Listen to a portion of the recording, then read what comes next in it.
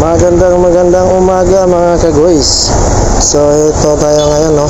Kakarating lang natin ngayon dito sa Port of Galas sa Ritulog. So buti na lang hindi masyadong maalam yung biyahe natin. Ngayon, ang ganda-ganda ng umaga. Medyo mainit-init rin. Kahit nilaalamig na tayo ng madaling araw. Ito yung itsura ng Galas Port dito pagkatapos ng bagyo. Ito, yan.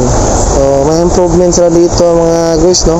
Sa pagbabalik natin dito, may mga improvements dito. Parang pinapalaki nila yung port nila dito sa Mindanao. Ayan, pinapalabas na yung ibang sasakyan na nakasakay dito sa vessel na sinasakyan namin. So lalabas yung forklift na may karga. Tapos maya niyan, kami naman yung lalabas dyan.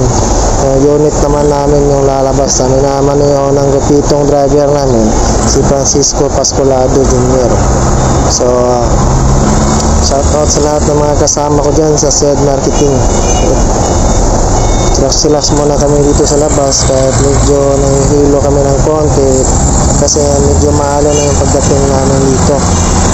Ayan, medyo nakaplaster na yung vessel. Malabas naman yung pulang multicab. So shout out sa lahat ng mga pamilya ko, lahat ng mga kasama ko dyan sa